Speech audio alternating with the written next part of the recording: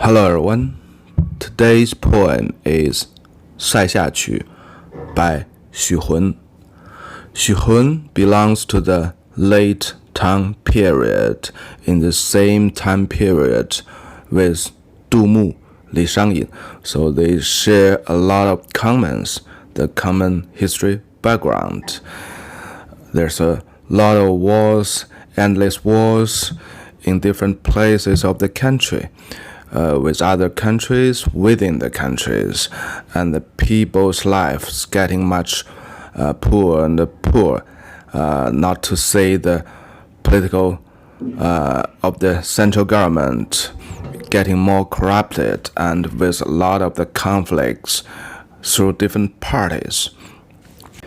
Xu Hun was born in a celebrity's family. His ancestors has been the Premier Minister of the early Tang period, and he, like most of the well-educated people, well-educated youth, he want to serve the country through the imperial exam. So that's the way he went, as most of the people did in the Tang dynasty. Before he passed the imperial exam in his 30s. He stayed in Luoyang city, and he also made a lot of the tour around to the east, to the west, to the south, and some of the best his poetry was written in this period, including this one. So when we read this poem, we can try to figure out or feel the passion or the ambitions through this poem. And when we compare his early poetry with his late poetry, basically the majority received Xu Hun from his late poetry, which is fine wording, sophist wording, more on personal feelings and on the mountains, on the rivers, rather than something about the country, about the people. So it's totally quite different poetries from his early time.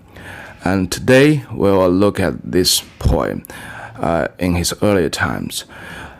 And one more thing, Xu Hun was a poet with could be the most argument through the later generations. Someone treated Xu Hun equally great as Du Fu, and someone said this guy was just nothing because his poem is just a sophistication on the wording, nothing else. But actually, if we look through the whole lifelong time and the poetry, especially he written in the youth time, like this one, we know he's just as other people like Du Mu, like Li Shangyin. They all have a great ambition. They want to serve to the country, but the situation doesn't allow them. And finally, when they getting aged, they try to find a way to get on with their life, get on with their career. So we can see that's the similarity among Xu Hun and Du Mu and Li Shangyin. So finally, Du Mu, Li Shangyin, so they are more famous on their entertainment poetries or writing about mountains and rivers rather than the things associated with the politic things, with the country, with the people. So that's the big situation, that's the big background of that time. So nobody can against the stream of history, no matter they are well educated, they are celebrities, or they are with great talent. Nobody could. Now let's look at this very simple poem. 塞下曲 Xu Hun 夜战三竿北，秦兵半不归。朝来有相信，犹自寄寒衣。The title 塞下曲 is a borrowed title from the musical department in the Han Dynasty. Anyhow, it has nothing else associated with the Han musical department, but the borrowed title and the subject this title defined. The title 塞下曲 it means under the blockage castle, under the fortress. So it always described the battles in the frontier areas, and so did of this poem. 夜战三竿北, so the night battle at the Sangan River, at the north of the Sangan River. So with the Sangan, the place, the river name, we know it's the place in this map. So it's basically in the northern China from the Shanxi province to Beijing city, a little bit north to this line. So basically that's the frontier areas throughout the Chinese history between the farmers, the Tang Dynasty, the country of farmers, and the nomad people. 秦兵半不归, so the soldier of Qin country halfly didn't return to the blockage castle. 不归 means didn't return to the blockage castle. So here is something very delicate. 秦兵, actually we know it's the Tang Dynasty. 秦兵 is something refers to the Qin Dynasty, the soldier of the Qin Dynasty. Here it could have two implications. First thing first is because of the capital city in the Tang Dynasty and in the Qin Dynasty, they share the same location, which is Chang'an City or Xi'an City today. So they call the Tang soldier as the Qin soldier. Anyhow, it didn't comply to the tradition or to the most cases in Tang Dynasty, because in the Tang Dynasty, the Tang people always refer them as the Han people, which is a very powerful and glorious dynasty. So they always compare themselves to the Han dynasty. So in this particular poem, Xu Hun referred the Tang dynasty as the Qin dynasty. So the average image of the Qin dynasty is they are very crucial and they kill people merciless. And of course, the other aspect, they are quite capable of the battles. They are so brave and they are so capable on the battlefield. So that's the implication on the term of the soldier of the Qin dynasty. So here, the first implication of this, he borrowed the term Qin Bing, the soldier of Qin, to implicate that the Tang dynasty could, just like the Qin dynasty, they are merciless. The emperor is merciless on the soldiers, and the soldiers are merciless to their enemies whatsoever. So basically, nobody is good. Everybody is so crucial and merciless. So it's the condemn to the current regime, actually. So this, we can feel that through all the points, but this particular term could have that meaning. The second interpretation of Qin Bing, the soldier of Qin, could be the fact that those soldiers are from the places of the Qin country. So basically, the Qin country refers to the big areas surrounded Chang'an city or Xi'an city today. And these soldiers, the soldiers from these areas are very famous because they are very brave, they are very capable on the battlefield. In one of the Dufu's poem, 秦兵耐苦战, it tells the same story. These soldiers, those soldiers are capable to get through the most difficult battles. They are so brave, they are so capable. In either of the interpretation of the Qin soldier, when we look to this whole sentences, it always means the same thing. Those soldiers, half of them didn't came back from the battlefield in the night. Actually, the battle in the night also implicate the crucial, the hardship of this battle. Normally in the ancient time, the battle always in the daytime, and when the sun goes down, they just get back if the battle didn't finished. So they just come back to their camp, to their block castle, and then next day they continue their battles between each other. And in this poem, the night battle and also the term, the soldier of Qin Bing, they all tell us very clearly the battle was very difficult, very bloody, and very crucial.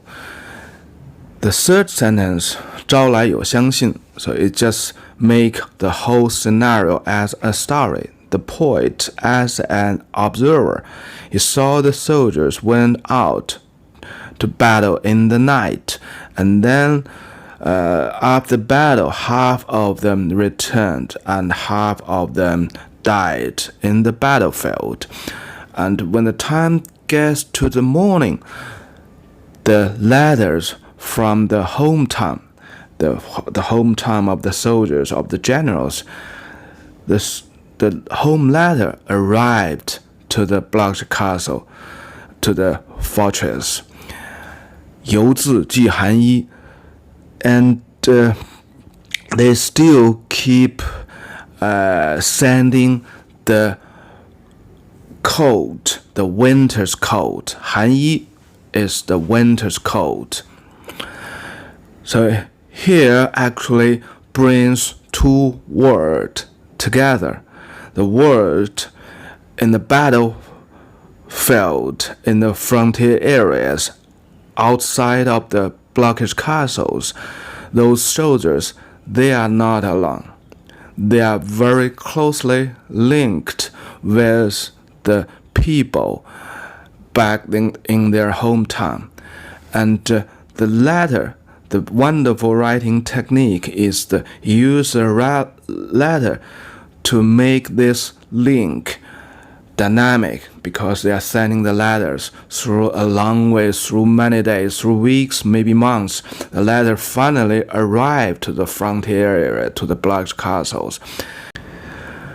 The physical link, the winter's coat, which was made by his wife or by his mother, actually represents the spiritual link between the family members, between the home and the frontier soldiers.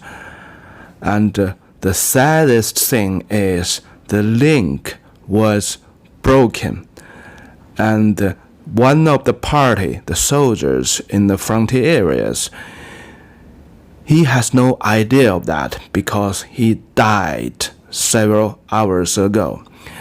And the other end, the family back in the hometown, has no idea of that as well. The link broke. The fact is the link is broke. They have no idea about that as well, because the message, the letters between the hometown and the frontier areas, it takes weeks, maybe months. As of today in China, to be a soldier or to be enrolled is not an obligation, a responsibility for everyone, not like in the Tang Dynasty. So in the Tang Dynasty, as far as you have a male adult in your family, you have a soldier in the frontier areas. And so when the Tang people read this poem, it's just like reading the story of their own family or their neighborhoods. So it's so real and so true and so touching.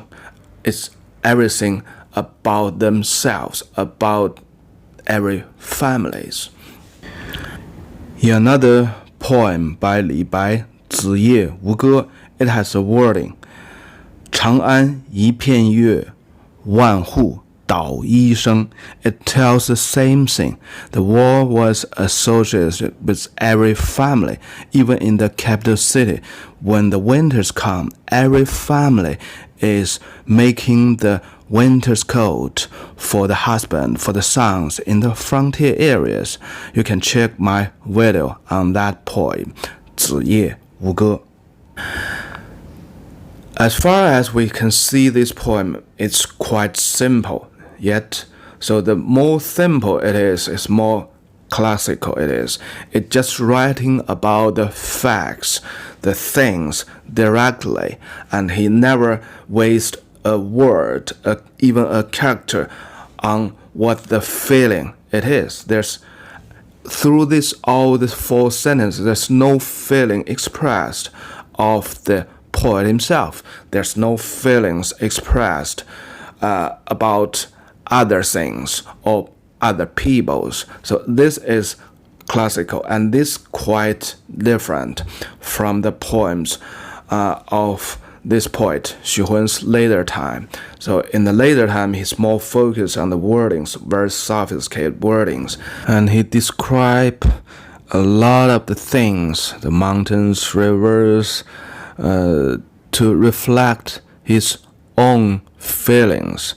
So that is the blame of the later generations, that Xu Hun's poem is with less content, with less spirit, because he only cares about himself. So that's not complies to the classical spirit of the Chinese poetry.